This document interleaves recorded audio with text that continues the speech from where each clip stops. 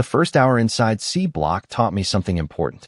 Men in prison watched everything, especially silence. By the time the evening count finished, every inmate in the block already knew my name, my race, my age, and which cell I slept in. That was how places like Red Hollow worked. Information moved faster than guards ever could. My cell was barely 6 feet wide with concrete walls stained from decades of humidity and cigarette smoke. A steel bunk sat against one side beside a sink that dripped every few seconds with annoying precision. The small window near the ceiling showed nothing except gray rain clouds and razor wire. My cellmate had not arrived yet. I preferred it that way. Across the tier, voices echoed between the bars while televisions played loudly somewhere below. Football highlights, game shows, laughter that never sounded genuine. I sat quietly on the lower bunk and listened instead of looking. Footsteps told you more than faces inside prison. Fast steps usually meant nervous men. Slow steps belonged to confident ones. Groups moved differently than loners. Guards carried authority until somebody stopped fearing them. Around dinner time, an inmate slid a tray through my bars without speaking. Dry meatloaf, powdered potatoes, overcooked green beans. I had eaten worse overseas. Still, I barely touched it. Another thing prison taught fast was patience. Men who reacted emotionally became entertainment for everybody else. About 20 minutes later, someone stopped outside my cell. "You planning on eating that?" a voice asked. I looked up slowly. An older black inmate stood there holding his tray under one arm. Gray beard, tired eyes, calm posture. He looked like somebody who had survived prison by learning when not to speak. "Take it," I said. He nodded once and stepped inside without asking permission. Most inmates respected invisible boundaries. The dangerous ones enjoyed crossing them. "Name's Earl," he said quietly while sitting across from me. "You are the new problem everybody's talking about." I almost smiled at that. "That happens fast here." Earl gave a dry laugh. "This place runs on boredom and hate. New faces are the closest thing we get to entertainment." He glanced toward the bars before lowering his voice. "Tyson's crew been watching you since intake." I noticed. "That means they are deciding whether making an example out of you is worth the trouble." I leaned back against the wall without answering. Earl studied me carefully, then frowned slightly. "You do not scare easy, do you? Fear wastes energy." He stared another second before shaking his head slowly. "See that right there? That kind of talk gets men hurt in here." "Maybe." Earl finished half the tray before sliding it aside. "Listen to me carefully. In Red Hollow, there are only 3 kinds of inmates: predators, prey, and men pretending not to be either one. Which are you?" I asked. Earl stood up with a tired grunt. "Old enough to know the difference." Before leaving, he paused near the bars. "One more thing. Tyson hates uncertainty. If he cannot figure you out soon, he will force the issue."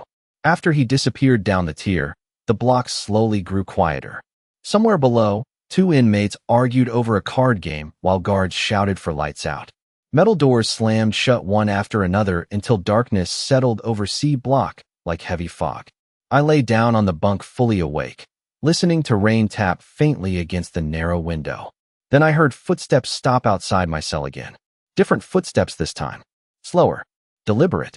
Tyson's voice drifted through the bars almost casually. "Tomorrow," he said softly, "we find out what kind of man you really are." I closed my eyes for a moment after he walked away. The truth was, I had spent years trying not to become that man again. Morning inside Red Hollow arrived long before the lights came on. I woke up at 4:12 a.m. to the sound of steel pipes groaning somewhere behind the walls and an inmate coughing hard 3 cells down. Years ago, I learned how to sleep lightly in dangerous places. Deep sleep belonged to people who trusted their surroundings. Nobody in C Block trusted anything. By 5 a.m., the prison speakers crackled alive with static followed by a guard ordering morning count. Men climbed off bunks slowly, dragging blankets aside while fluorescent lights flooded the tier with pale white glare. Tyson was already awake across the block, leaning against the railing outside his cell with his tattooed arms folded. He watched me the same way hunters study weather before a storm. Calm, patient, certain something ugly was coming. I ignored him and made my bed with clean corners and tight folds out of habit. That alone earned a few strange looks from nearby inmates. Most men inside prison stopped caring about small discipline years earlier. But discipline was not something you turned on and off. It either lived inside you, or it did not. Breakfast happened at 6:15. The cafeteria smelled like burnt coffee, powdered eggs, and bleach. Hundreds of inmates moved through the chow hall in carefully divided sections without anybody needing signs to explain it. White gangs together. Latino gangs together. Black inmates mostly near the back tables. Prison had its own map long before anyone arrived there. I grabbed my tray and started toward an empty seat when somebody shoulder-checked me hard enough to spill coffee across my sleeve. A younger white inmate grinned immediately. "My bad," he said without meaning it. Several men nearby laughed quietly while waiting for my reaction. I simply wiped the coffee away with a napkin and kept walking. That confused them more than anger would have. Tyson sat at the center table, surrounded by his crew. He watched the entire exchange while eating pancakes like he had all the time in the world. The younger inmate who bumped me glanced back toward Tyson afterward, looking for approval. That told me everything I needed to know. Tests. Small ones first. In places like Red Hollow, gangs rarely started with fists. They started with humiliation. They wanted to see who reacted emotionally, who carried pride, who could be manipulated into making mistakes. Earl eventually sat across from me with his tray balanced carefully in both hands. "You are making them nervous," he muttered without looking up. "Good." Earl shook his head slowly. "No. Dangerous." Before I could answer, another inmate walked past our table and dropped a crumpled piece of bread onto my tray. A few more laughs followed from Tyson's section. Earl went still beside me. I did not react. I simply finished eating while the cafeteria noise continued around us. That seemed to irritate Tyson more than anything else. He leaned back in his chair and stared directly at me now. Not smiling anymore. Studying. Measuring. The same way experienced men recognize something unfamiliar in another man. On the walk back to C Block, two guards passed nearby, talking quietly near the corridor gate. "That new guy in C Block," one whispered. "Something feels off about him." The older guard snorted softly. "Everybody feels off in this place." But he still looked back at me once before disappearing down the hall. Later that afternoon, I returned to my cell and immediately noticed the mattress had been flipped and my few belongings scattered across the floor. Nothing valuable missing. Another test. Another message. I crouched slowly and picked up my folded family photo from beside the sink. My younger brother smiling beside me outside a diner in Virginia Beach almost 8 years earlier. Before prison. Before the courtroom. Before everything collapsed. Footsteps stopped outside my bars again. Tyson stood there this time with 3 men behind him. "You still calm, old man?" he asked casually. I slid the photo back beneath my mattress and stood up slowly. "Calm men survive longer," I said. Tyson smiled thinly at that. "We will see." Then his eyes dropped briefly toward my hands. Not my face. My hands. Men who lived around violence always watched hands first. Tyson noticed something there he did not understand. And for the first time since arriving at Red Hollow, I saw uncertainty flicker behind his eyes. That night, rain hammered the prison roof hard enough to rattle the pipes inside the walls. Water leaked somewhere down the tier, dripping steadily into a metal bucket with a hollow echo that repeated every few seconds. Most inmates hated rainy nights inside Red Hollow. Storms made the prison feel smaller, louder, meaner somehow. I sat alone on the lower bunk while the block settled into its usual nighttime rhythm. Distant shouting. Guards arguing near the stairwell. The sound of dominoes slamming against steel tables in the common area. Across the corridor, Tyson's crew occupied the upper rail like they owned the entire building. Maybe they did. In prison, ownership usually belonged to whoever controlled fear best. Around 9 p.m., Earl stopped outside my cell again. He looked uneasy this time. "You need to stay alert tonight," he said quietly. "I am always alert." "No," he muttered, glancing behind him carefully. "I mean more than usual." I stood slowly from the bunk. "What changed?" Earl rubbed his jaw nervously before answering. "Tyson lost face in the chow hall earlier. Men like him do not let that sit long." I did nothing. Earl gave me a tired look. "Exactly." For a few seconds neither of us spoke. Rain continued tapping against the narrow window while voices drifted through the block below. Finally, Earl lowered his voice even more. "You ever been in prison before, Marcus?" "No, military?" That question hung in the air longer than it should have. Most people never notice certain details. The posture, the routines, the way I watched rooms before entering them. But older men sometimes recognized discipline because life had beaten enough chaos into them to notice the difference. Why ask? Earl shrugged lightly. Because you do not move like these men. Before I could answer, a loud whistle echoed from the far end of the tier. Tyson leaned against the railing upstairs, staring down at us with a smile that never reached his eyes. Everything good down there? He called casually. Earl stepped away from my bars immediately. Just talking, he answered. Tyson nodded slowly. Careful who you talk to. Earl disappeared down the corridor without another word. I remained standing beside the bars, watching Tyson watch me.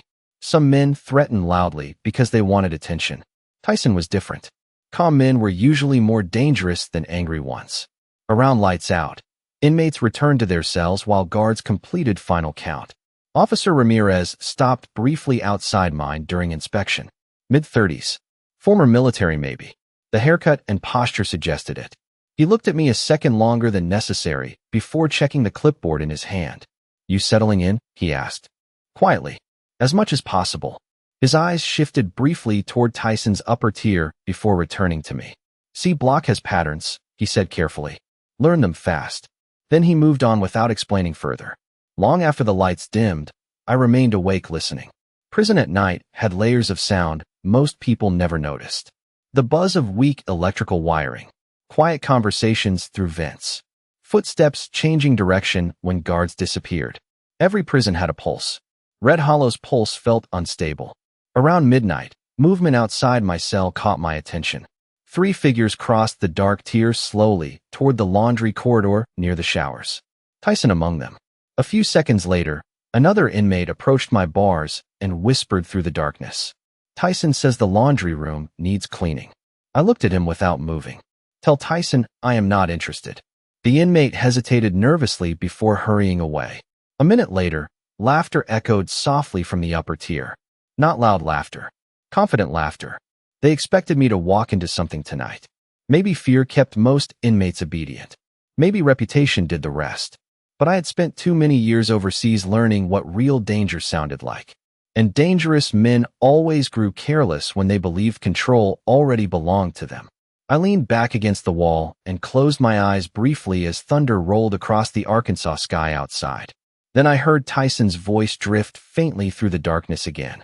Tomorrow, he said calmly to someone nearby, we stopped playing games. Something cold settled inside the block after that. The kind of silence that arrives right before bad decisions are made. The next morning felt different the second I opened my eyes. Prison had moods just like people did.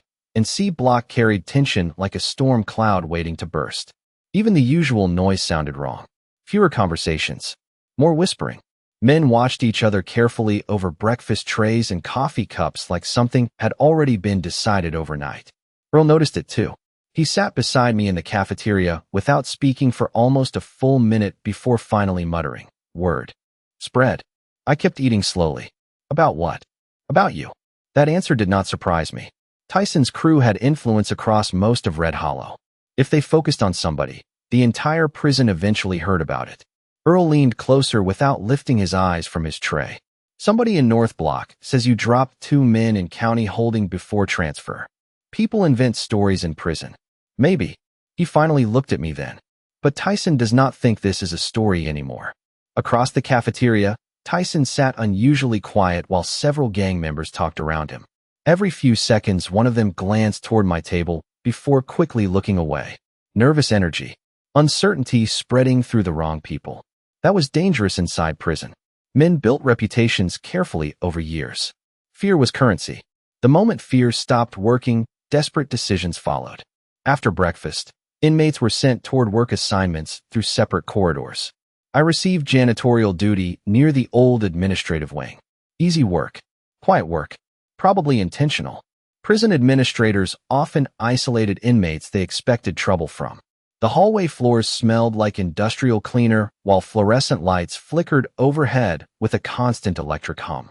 Around mid-morning, Officer Ramirez appeared near the supply closet carrying paperwork.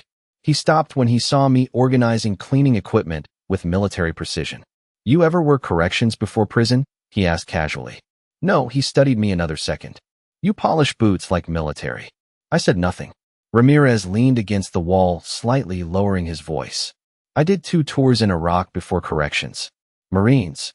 His eyes drifted briefly toward my posture again. You remind me of somebody. For a moment the hallway went quiet except for distant prison noise echoing through the vents. Then Ramirez spoke again. Tyson's crew requested laundry duty reassignment this afternoon. Why tell me? Because they never volunteer for laundry duty. He handed me a mop bucket without breaking eye contact. And because men like Tyson only get organized when they think fear is slipping away. Before leaving, he paused near the doorway. Whatever you used to be before prison, leave it buried. Then he walked off down the corridor. The words stayed with me longer than they should have. Leave it buried. Years earlier, another man had told me something similar after a nighttime operation overseas.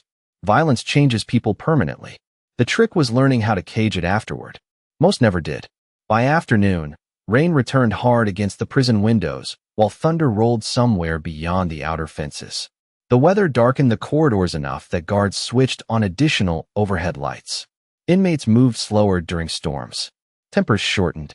Patience disappeared. Around 3:30 p.m., I pushed my cleaning cart toward the laundry wing and immediately noticed something wrong. Too quiet. No guards nearby. No inmate workers talking. Just the steady spin of industrial washing machines humming behind metal doors. Every instinct inside me sharpened at once. A younger inmate passed quickly through the hallway without meeting my eyes. Laundry room's backed up, he muttered nervously. Supervisor wants help. He kept walking before I could answer. I stood still for several seconds listening carefully. Footsteps. Breathing. Movement hidden beyond the doorway. The setup was obvious now. Tyson had finally stopped testing boundaries. Across the corridor window, lightning flashed bright enough to reflect my face briefly in the glass. Older now. More tired. But still recognizable to myself in certain moments. I set the mop handle quietly against the wall and rolled my shoulders once to loosen the stiffness there. Then I walked toward the laundry room while thunder shook the prison roof above C block. The laundry room smelled like steam, detergent, and rusted metal. Industrial machines lined both walls, shaking hard enough to vibrate through the concrete floor while rain hammered the narrow windows near the ceiling. The moment I stepped inside, I counted 4 exits and only one that mattered. The main hallway door behind me clicked shut a second later. Not locked, just closed carefully. Tyson emerged from between 2 washing machines with the confidence of a man, standing on familiar ground. 3 others spread quietly around the room behind him. Younger inmates. Nervous eyes. Trying hard not to look nervous. Tyson folded his arms slowly and smiled. There he is. I stayed near the center aisle without speaking. One of the younger inmates dragged a laundry cart sideways across the floor, blocking part of the exit behind me. Another leaned against a machine, pretending to relax while watching my hands closely. Tyson noticed that too. See, he said to them.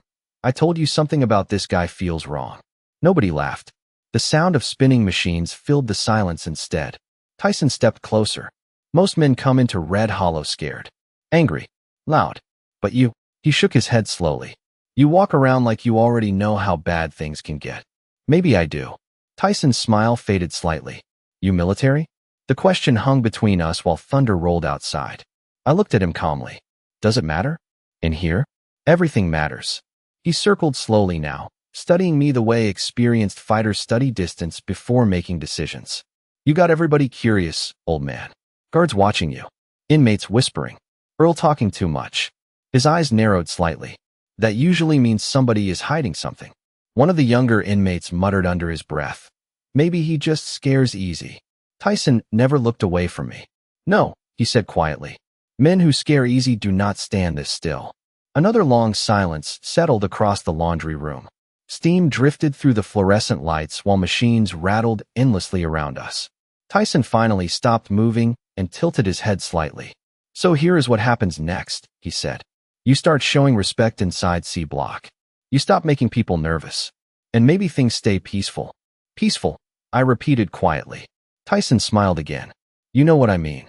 I glanced briefly toward the younger inmates surrounding us. Their posture gave them away more than they realized. Tight shoulders. Uneven breathing. One kept shifting his weight nervously every few seconds. Tyson controlled them through fear, not loyalty. Men like that always ruled loudly because deep down, they feared losing control most of all. You brought too many people for a conversation, I said. That seemed to irritate him immediately. You think this is funny? No, I answered calmly.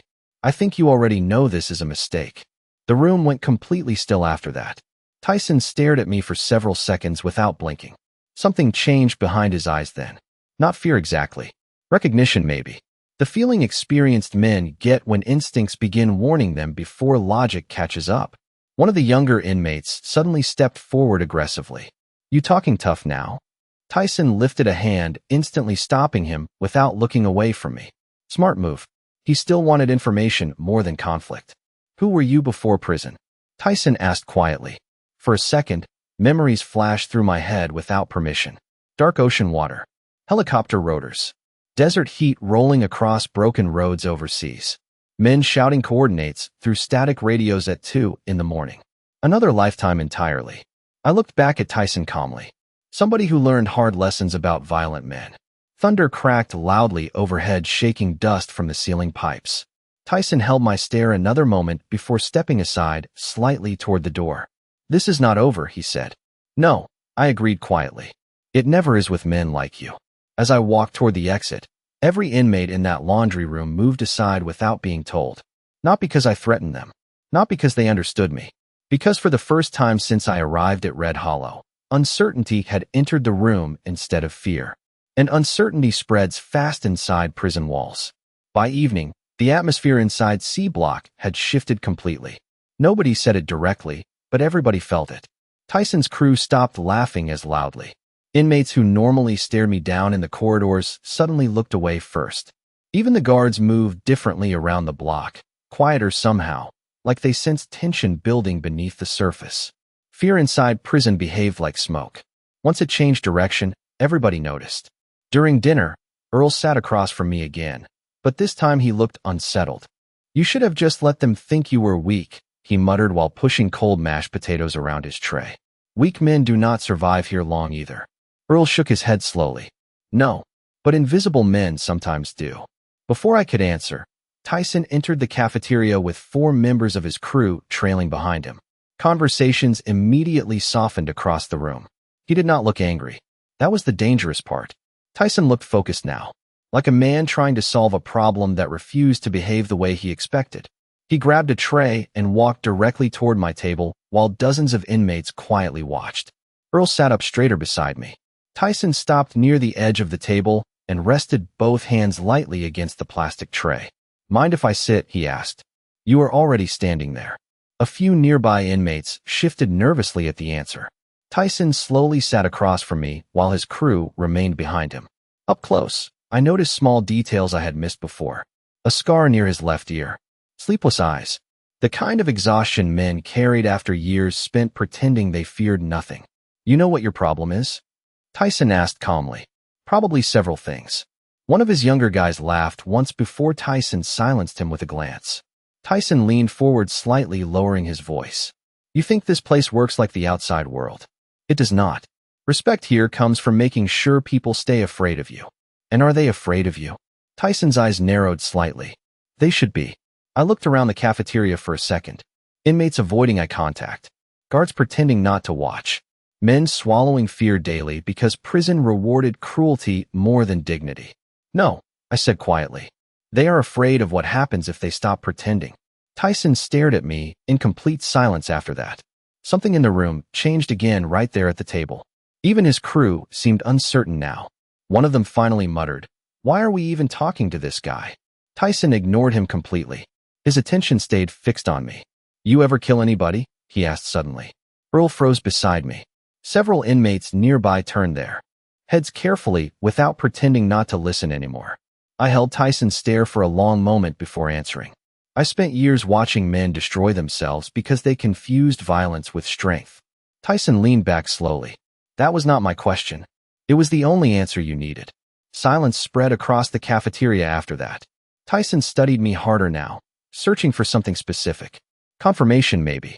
Then suddenly Officer Ramirez stepped between our tables carrying his radio. Meal's over, he announced firmly. Everybody move. Tyson stood slowly without breaking eye contact. You know what bothers me most about you? He asked quietly. You act like none of this scares you. I remained seated. Maybe I have seen worse places than Red Hollow. Tyson smiled faintly at that, but it looked forced this time. There are no worse places. Then he walked away with his crew following close behind him. Earl waited until they disappeared before finally exhaling hard. You keep talking to him like that, he whispered, and somebody is going to end up in the infirmary. I looked toward the dark cafeteria windows where rain streaked down the glass beneath the prison floodlights outside. Maybe, I said quietly. Or maybe Tyson is finally realizing fear only works on men who still have something left to lose. 2 days passed without incident after the cafeteria conversation, and somehow that felt worse. Tyson's crew stopped provoking me openly. No more shoulder checks. No more comments shouted across the tier. But silence inside prison usually meant planning. Men like Tyson did not back away from challenges. They reorganized around them. By Thursday evening, even the guards sensed something building beneath the surface.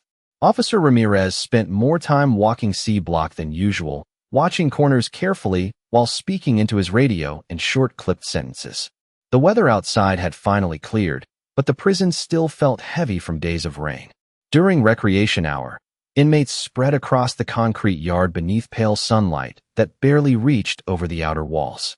Some played basketball. Others lifted rusted weights near the fence. Lying. Most simply stood in groups divided by race and gang affiliation. Prison routines rarely changed. That was why disruption stood out immediately. Tyson sat alone near the bleachers watching me from across the yard while his crew stayed unusually distant. Earl noticed it too. Something is wrong, he muttered while pretending to watch a card game nearby. He is isolating himself. I leaned lightly against the fence without taking my eyes off Tyson. No, I said quietly. He is deciding. Earl frowned. Deciding what? Before I answered, a younger inmate jogged across the yard toward Tyson carrying folded paperwork. Tyson barely glanced at it before crumpling the papers slowly in one hand. His jaw tightened for just a second. Then he looked directly at me again. Different this time. Less arrogance. More frustration. Officer Ramirez suddenly appeared near the recreation gate and called my name. Several inmates immediately turned to watch. Ramirez handed me a sealed envelope. Legal correspondence, he said carefully. Came in this morning. I took the envelope without speaking. Tyson watched the exchange closely from across the yard. Back in my cell later that night, I opened the envelope slowly beneath the dim overhead light. Inside sat a single folded newspaper clipping from 6 years earlier. The headline stopped me cold. Decorated Navy SEAL accepts plea deal in federal case. Beneath the headline was an old photograph of me standing outside a courthouse in dress blues beside federal agents. Younger then, harder around the eyes. I stared at the article for a long time while distant prison noise echoed through the block outside. The article mentioned none of the real story. Not my younger brother Ethan. Not the debt he owed dangerous people. Not the weapons hidden in his garage that federal agents eventually found. Ethan had panicked. I had made a decision. Family sometimes destroys itself slowly. Other times it happens in one courtroom. A shadow moved outside my bars. Earl stood there silently. You okay? He asked. I folded the clipping carefully before answering. Depends how you define okay. Earl noticed the newspaper edge in my hand immediately. Somebody send bad news? Old news. He stepped inside, lowering his voice. Word spreading around the block tonight. About what? Earl hesitated. Tyson got somebody on the outside looking into you. I looked up slowly. And nobody knows exactly what they found. But Tyson's crew been acting nervous ever since. Before I could answer, shouting suddenly erupted from the lower tier, followed by metal slamming somewhere near the showers. Guards immediately rushed past the cells barking orders, while inmates crowded the railings trying to see what happened. Earl glanced toward the corridor uneasily. This place feels ready to explode. He was right. Tension inside Red Hollow no longer centered around race or territory alone. Now it's centered around uncertainty. Tyson had built his authority by convincing everyone he understood fear better than anybody else inside C Block. But now he had encountered something unfamiliar. A man who did not scare the way prison expected him to. As lockdown alarms echoed faintly through the corridor, I unfolded the newspaper clipping one last time and stared at the younger version of myself standing in military uniform beneath camera flashes. Then I quietly slid the article beneath my mattress and turned off the cell light. Some ghosts stay buried for years. Others start breathing again the moment somebody digs too deep. The lockdown lasted almost 14 hours. Nobody slept much during it. Red Hollow carried noise differently when tension reached its breaking point. Men whispered through vents. Guards paced corridors with nervous energy. Somewhere in another block, somebody kept banging rhythmically against steel bars until dawn finally bled gray light through the narrow windows. By morning, rumors had spread through the entire prison. Tyson had discovered who I used to be before prison. Some inmates exaggerated the story immediately. Others claimed I had worked for intelligence agencies or special operations overseas. Prison gossip always grew larger in the dark. But one thing mattered more than truth inside Red Hollow: perception. And perception had shifted hard against Tyson for the first time in years. During breakfast, nobody sat near his table anymore except his closest crew members. Even they looked uneasy. Tyson himself barely touched his food. He looked exhausted now, distracted. Men who built power through intimidation often collapsed internally once doubt entered the room. Earl noticed it too while stirring powdered eggs around his tray. "He cannot control the block anymore," he said quietly. "Not completely." I took a slow sip of coffee before answering. Men like Tyson never really control anything. They just convince people they do. Earl studied me carefully for a second. "You know what everybody calling you now?" "No, Ghost." I almost laughed at that, but the sound never came out. Years earlier, teammates overseas had used the same nickname after nighttime operations where silence mattered more than speed. Funny how certain names followed men across entire lifetimes. As we stood to leave the cafeteria, Tyson suddenly blocked the exit corridor ahead of me. No crew beside him this time. No audience either except distant guards near the metal detectors. He looked older than he had just days earlier. Fear does that to people faster than age ever could. "I know who you are now," he said quietly. "No," I answered calmly. "You know who I used to be." Tyson stared hard at me. "Special warfare. Navy SEAL. Multiple deployments." He shook his head once like he still could not fully believe it. "Why would somebody like you end up here?" For a moment I considered walking away without answering. But something in Tyson had changed. The arrogance was gone now, replaced by something closer to confusion. "Because good men make bad decisions too," I said quietly. Tyson looked down briefly before speaking again. "You could have taken over this block the second you arrived." "That was never my goal." "Then what was?" I glanced around the prison corridor. Men surviving one day at a time. Guards carrying exhaustion in their eyes. Broken systems pretending to maintain order through concrete and steel. "Peace," I said finally. Tyson gave a short, bitter laugh at that. "There is no peace in prison." "No," I agreed. "But there is discipline. There is restraint." Most men here forgot the difference. For several seconds, neither of us spoke. Then Tyson stepped aside from the corridor slowly, giving me room to pass. The movement was small, but everybody nearby noticed it. Guards, inmates, even Earl watching from behind the cafeteria doors. Respect inside prison rarely arrived through kindness. Sometimes it arrived through survival. Sometimes through restraint. As I walked past Tyson, he spoke one last time without turning around. "You know what scares me most about you?" I stopped briefly but did not face him. "You never once tried proving you were dangerous." I looked toward the long corridor stretching deeper into Red Hollow beneath the harsh fluorescent lights. Men who truly understand violence stop needing to advertise it. Then I kept walking. By evening, C Block felt different than the day I arrived. Quieter. More careful. Inmates nodded at me now instead of staring. Tyson's crew stayed distant. Even the guards watched with less suspicion and more curiosity. But prison never truly changes. Fear simply changes direction. That night, I sat alone beneath the narrow window in my cell, while rain finally stopped outside beyond the razor wire. Somewhere down the tier, somebody whispered the nickname again. "Ghost." I closed my eyes for a moment, listening to the quiet settle across the block. Some men come to prison running from monsters. Others arrive after spending years becoming one. The hardest part is learning how to live with whichever man remains when the fighting finally stops.